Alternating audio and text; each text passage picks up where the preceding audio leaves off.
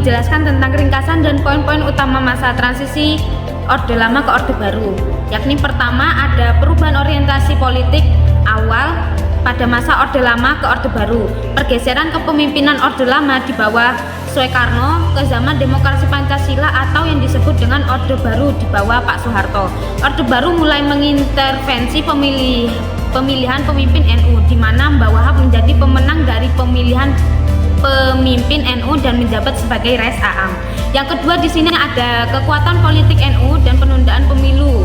Posisi NU di kabinet. NU menunjukkan pengaruh yang kuat sehingga pemerintah menyiasati untuk penundaan pemilu yang semula dijadwalkan tahun 1968 ditunda atas alasan keamanan yang belum pulih.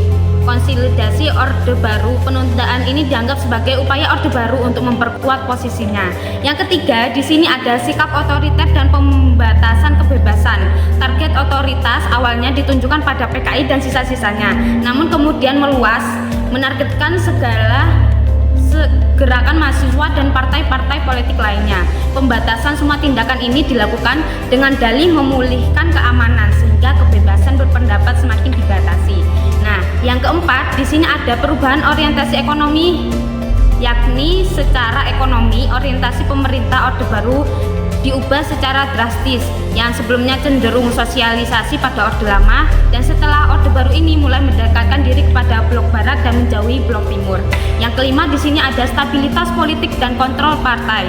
Kebutuhan stabilitas Orde Baru membutuhkan stabilitas politik yang tinggi untuk menjaga keberlangsungan pembangunan.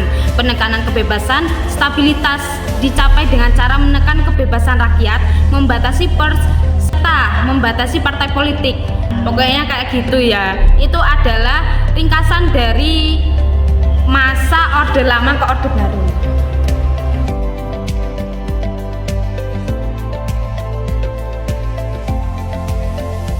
Awal Orde Baru. Suasana awal Orde Baru. Mari kita bayangkan, kita berada di sebuah masa di mana berbicara beda pendapat bisa berujung bahaya. Itulah awal masa Orde Baru. Pemerintahan pada saat itu mulai membatasi gerak partai politik. Ada aturan monoloyalitas, di mana pegawai negeri wajib memilih Golkar. Lalu ada kebijakan masa mengambang yang melarang partai politik masuk ke desa-desa agar rakyat fokus pembangunan saja. Tak hanya itu, para anggota DPR yang kritis dicopot dan diganti dengan orang-orang yang hanya setuju pada pemerintahan. Inilah cara Orde Baru mengunci kekuasaan secara penuh. Menghadapi situasi terjepit ini, para pemimpin Nahdlatul Ulama tidak tinggal diam. Di Tebu Ireng Jombang, para kiai berkumpul. Mereka memutuskan politik tidak bisa dipisahkan dari agama. Kiai Haji Wahab Hasbullah berpesan bahwa norma akidah harus menjadi landasan politik. Pada tahun 1971, pemilu digelar dengan penuh tekanan. Dia saat itu menjuluki NU sebagai the biggest atau partai terbesar karena mampu lolos dari lubang jarum tekanan militer. Namun kemenangan ini tidak membuat Orde Baru senang. NU justru mulai dipinggirkan. Sejarah pemilu pada tahun 1971 membuktikan bahwa ketangguhan mental para kiai dan loyalitas santri, meski ditekan dan dicurangi, NU tetap mampu menjaga marwah dan identitasnya sebagai garda terdepan umat. Mari kita terus teladani semangat istiqomah para kiai dan guru-guru kita.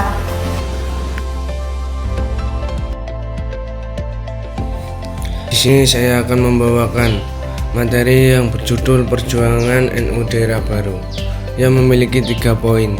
Poin yang pertama, situasi politik di Orde Baru.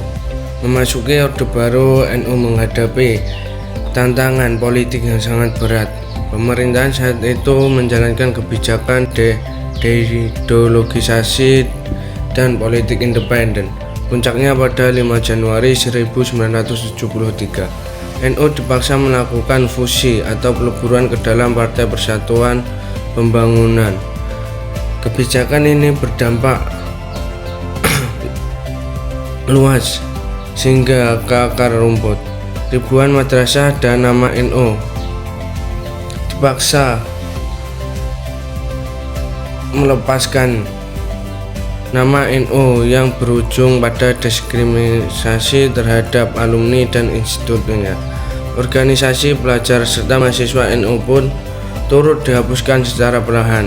NU mulai kehilangan pilar penduduk dan identitas politiknya di dalam struktur politik Persatuan Pembangunan. Poin yang kedua, kehilangan tokoh kunci. Ditekankan politik yang hebat ini, NU mengalami duka mendalam dengan wafatnya Kiai Haji Wahab Hasbuloh. Beliau adalah tokoh kunci dalam pergerakan organisasi. Kepergian sang kiai meninggalkan lubang besar dalam kepemimpinan umat di saat NU sedang berjuang mempertahankan jati dirinya dari upaya penyeragaman ideologi pemerintahan. Poin yang ketiga, pesan Kiai dan Atta baru, namun semangat beliau tentang hidup melalui pesan-pesan tentang tugas fundamental NU.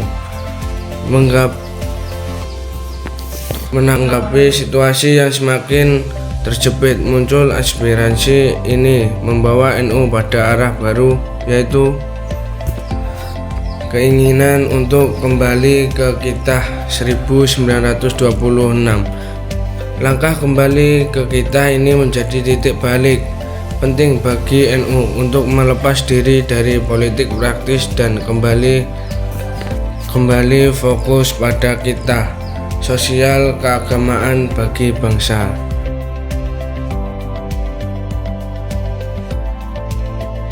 Saya akan membawakan materi yang berjudul deideologisasi dan fusi politik. Ya, jadi begini teman-teman. Pada saat Orde Baru terjadilah tantangan yang sangat besar bagi warga NU. Nah, apa tantangan tersebut? Yakni tantangannya warga NU mempertahankan identitasnya. Ya, jadi di saat itu warga NU mendapatkan tekanan yang sangat memprihatinkan teman-teman ya. Di sini saya akan mencontohkan ya dua tekanan tersebut, seperti warga NU itu disuruh melepas nama-nama NU di madrasah ya. Jadi nama-nama sekolah itu tidak ada nama-nama ke-NU-an atau yang lain sebagainya. Murni nama madrasah tersebut.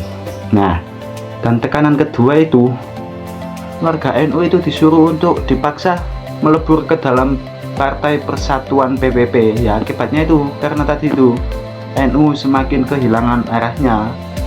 Nah, selain itu ya, warga NU kan tidak mungkin hanya diam. Nah, titik baliknya yakni warga NU mulai berani kembali ke kita pada tahun 1926.